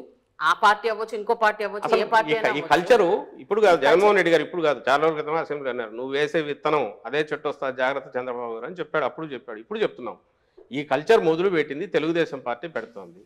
ఆయన ఆ రోజు మొదలు పెట్టిన కల్చర్ నడుస్తోంది. ఈ రోజుకు వాళ్ళు ఓపెన్గా అడ్డగోలుగా అడ్డంగా వాళ్ళు దాన్ని ఏమంటారు అన్ని రకాలుగా బరి తెగించి అటువైపు చేస్తున్నారు. కేవలం మీడియా అనే ముసుగులో వాళ్ళు ప్రొటెక్ట్ కావాలని చూస్తున్నారు. అలాంటి అవాంఛనీయ సంఘటన జరగడానికి అతనే కారణము, పోకుండా ఉండాల్సింది అక్కడికి. ఒకటి, అక్కడ ఎక్కడ అవసరం లేదో అక్కడికి ఎందుకు వెళ్ళాడు. రెండవది, అతను రిప్రజెంట్ చేస్తున్నాడు, ఏ సంస్థను రిప్రజెంట్ చేస్తున్నాడో అది పత్రిక కాదు అని మా అభిప్రాయం చెప్తున్నాం. జగన్ గారికి ఈ పొలిటికల్ డెవలప్మెంట్ ఏదన్నా పవన్ కళ్యాణ్ గారి ఇష్యూ వచ్చినప్పుడు, లేకపోతే వాళ్ళ సభ గట్టిగా సక్సెస్ అయినప్పుడు ఏదైనా సరే టీవీలు పగలగొడతారు నెంబర్ 1. రెండోది పబ్జీ ఆడుకుంటూ పని పాట లేకుండా కూర్చుంటారు. ఈ 2 మీరు దగ్గరగా చూస్తారు కాబట్టి నిజమా కాదు? అత్యంత చిల్లర చౌకబారు ఇది మాట్లాడుతున్నది లోకేష్, చిన్నోడు కాదు, నీచమైన అర్ధరాత్రి ఆత్మలతో మాట్లాడతారు. అతని స్థాయి ఎక్కడితో మీరే చెప్తున్నారు. ఎవరు చెప్తున్నారో చెప్తూ లోకేష్ అనే వ్యక్తి స్థాయి ఏది అనేది మీరే చెప్తున్నారు. ఇంకా అంతకంటే నీచమైన చౌకబారు ఇది ఏదైనా ఉంటుందని అయితే నేను అనుకోను. అంటే వాళ్ళ ఉక్రోషం ఏ స్థాయికి పోతుంది. ఇంకా ఎప్పుడంటే మీరు బూతులు ఎవరు తిడతారు తెలుసా, తిట్లకు ఎవరు లంఘించుకుంటాడు, ఏం చేతగానప్పుడు నిస్సహాయ స్థితిలో ఉంటాడు కదా, డెస్పరేట్, అప్పుడు బూతులు తిట్టుకుంటాడు, నోటికి వచ్చేట్టు సైకో అని మిగిలిన మాటలు ఇట్లాంటి అంటారు. అందులో బాగా మీకు వస్తుంటాయి. కొన్ని మీరు చూసిన జగన్మోహన్ రెడ్డి గారు మీరు చెప్పండి, లేకుంటే ఇంకోరు చూసిన వాళ్ళు ఉన్నారు, ఇంకేరా వాళ్ళు చెప్పండి. ఒక మనిషి ప్రైవేట్ లైఫ్లో ఎట్లుంటాడు అనేది పబ్లిక్ లైఫ్లో ఎక్కడో చోట కొంచెం కనపడక తప్పదు, రిఫ్లెక్ట్ అవుతుంది. నాకు తెలిసి ఇంతవరకు జగన్మోహన్ రెడ్డి గారు పబ్లిక్లో ఎక్కడా ఎవరి మీద విసుక్కొని కానీ ఇంకోటి కానీ చేయరు. ప్రైవేట్ దాంట్లో వాటికి సంబంధించి కూడా ఎందుకు డీసెంట్గా ఉంటారనేది మీరు ఎట్లా చెప్పగలంటే పబ్లిక్లో రిఫ్లెక్ట్ అయ్యేది. మహిళల మీద కానీ ఇంకోటి కానీ చిన్నపాటి ఇదైనా, లేదా చిన్నపిల్లల మీద కానీ పెద్దవాళ్ళ మీద కానీ ఇదైనా, లేదా ఫ్యామిలీ వాల్యూస్ భిన్నంగా ఎక్కడ జరిగినా ఇమ్మీడియట్ ఓపెన్లీ హీ కండెమ్స్. మీ దగ్గర అంటాడు, ప్రైవేట్ టాక్లో కూడా అంటాడు, సహించదు అసలు. జర్నలిస్ట్ మీద సోకాల్డ్ జర్నలిస్ట్ మీద జరిగిన దీన్ని కూడా ఆయన ఇమీడియట్ జగన్ ఎందుకు పొద్దు ఇట్లాంటివన్నీ చేస్తారని అనింది. ఎవడు చేసినోడు ఎందుకంటే చెప్పారు, ఆడు బయట వెనకపోయాడు, ప్రెస్ గ్యాలరీలో లేడు, వెనక్కిపోయాడు, ప్రెస్కి ఇచ్చిన ప్లేస్లో లేకుండా ఎక్కడో వెనక జరిగింది ఆ ఇన్సిడెంట్, తెలిస్తే మేమెంత అలవ్ చేస్తాం సార్ అని అన్నారు. తను పొరపాటు ఎందుకు అదే ఆయన అజెండా కాదు, ఆ బేసిస్ మీద పోడు ఆయన, అది తన స్ట్రెంగ్త్ కాదు. అది తన స్ట్రెంగ్త్ అయితే ఇట్లాంటి ఇంకా క్రియేట్ చేస్తారు. అదే స్ట్రెంగ్త్ అనుకునేవాడు చంద్రబాబు నాయుడు. ఆయనకు ఏదైనా సీన్ క్రియేట్ కావాలా, దాని మీద వచ్చే హైప్ రావాలా, దాని నుంచి ఎట్లా ఎన్కాష్ చేసుకోవాలని ఆయన చూస్తాడు. డాక్టర్లు ఐఏఎస్లు ఆ పాలిటిక్స్లోకి వచ్చి చాలా హారిబుల్గా మాట్లాడుతున్నారు. Nasty language, filthy language, vulgar words, ఏది పడితే అది. అంటే they don't even think little bit when they are in the public space. All political parties. ఈ స్పెక్ట్రమ్ లో వీటిలో మీరు అంటారేమో యాక్షన్ కి రియాక్షన్ అంటారు, బట్ దట్స్ నాట్ రైట్ కదా సార్. ఒకప్పుడు మీకు బాగా అంటే మాకు గుర్తుండి మేము జర్నలిజం 80s వరకు కూడా కులం పేరు రాసేవాళ్ళు కాదు, ఒక సామాజిక వర్గం మతం పేరు రాసేవాళ్ళు కాదు. ఎందుకంటే that may cause lead to further ఇది. తర్వాత ఎందుకు మీడియా అట్లా మారింది, అడ్డంగా రాస్తున్నారుగా కులాలకు లెక్క పెట్టి. ఎక్కడి నుంచి వస్తుంది ఇది, ఎక్కడ మొదలైంది ఎక్కడ అనేది చెప్పలేం, కానీ సమ్వేర్ ఇట్ స్టార్టెడ్ 90s తర్వాత మొదలవుతుంది.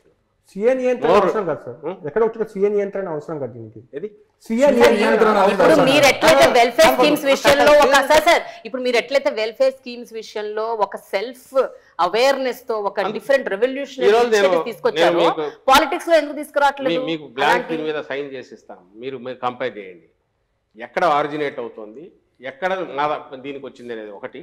ఎంత పర్సెంటేజ్ ఆఫ్ మా దగ్గర నుంచి మాట్లాడేవాళ్ళు కానీ ఇంకొకరు కానీ అసహనం కానీ ఇంటాలరెన్స్ కానీ టోటల్ పర్సెంటేజ్ చూడండి. యాజ్ ఎ రీజనల్ పార్టీ మా దాంట్లో అక్కడ చూడండి, మీకు ఖచ్చితంగా మాది అతి తక్కువ ఉంటుంది, నేను ఖచ్చితంగా చెప్పగలను, తక్కువ ఉంటుంది, బ్యాలెన్స్డ్ ఇదే ఉంటుంది ఒకటి. సెకండ్ వచ్చి ఈరోజు జగన్మోహన్ రెడ్డి గారు ఏదైతే ఫిక్స్ చేసుకొని వచ్చారో ఈ సెట్ ఏ న్యూ రూల్స్ ఈ గేమ్కు పాలిటిక్స్ అనేది, న్యూ జనరేషన్ పాలిటిక్స్ మొదలయ్యాయి. నెక్స్ట్ 10 years తర్వాత ఇటు ఉంటుంది నేను అనుకోను, రీసెంట్ దీనికి వస్తుంది ఖచ్చితంగా వస్తుంది. ఎందుకంటే దీనివల్ల ఏమి ఉండదు, అక్కడక్కడక్కడ కొట్టుకుంటుంటారు తప్ప దానివల్ల అల్టిమేట్గా ప్రజలకు జరిగేది ఉండదు. ప్రజల నుంచే ప్రెజర్ పెరుగుతుంది, పెరిగిన తర్వాత చేంజ్ అయితే వస్తుంది. అది ఖచ్చితంగా 5 years తర్వాత కనపడుతుంది. ఇందులో లీడ్ చేసే దాంట్లో జగన్మోహన్ రెడ్డి గారు ఈరోజు I'm proud to tell that convention అనేది బ్రేక్ చేసుకొని ఎట్లా ఒకటి 4 ఓట్లు ఎట్లా తెచ్చుకోవాలి, 4 సీట్లు ఎట్లా తెచ్చుకోవాలనేది కాకుండా మనం ఎంతకాలం ఉన్నా కూడా జనం గుండెల్లో ఏదైనా స్థానం సంపాదించుకోవడం ఎట్లా, మా పార్టీ 4 కాలాల పాటు ప్రజల మన్ననలు పొందేది ఎట్లా అనే లాంగ్ టర్మ్ ఇవి లార్జర్ పిక్చర్ చూసుకుంటూ దానికోసం టార్గెట్ చేసిన పార్టీగానే నడుపుతున్నాడు. కాబట్టి మీరు ఏ క్రైటీరియా చేసుకున్నా కళ్ళు మూసుకొని నేను చెప్పగలను, we will not be the first ఇలాంటి చెత్తా పనులు చేయడంలో, we will be the first మంచి పనులు చేయడంలో. థ్యాంక్ యూ వెరీ మచ్ అండి. ఇది పరిస్థితి. ఓవరాల్ గా అయితే కనుక సజ్జల రామకృష్ణారెడ్డి గారు అయితే తన వైపు నుండి వాదన ఏంటో విన్నారు. అదే సందర్భంలో పార్టీకి సంబంధించిన మిగతా స్పందనలు ఎట్లుంటాయో భవిష్యత్తులో చూద్దాం.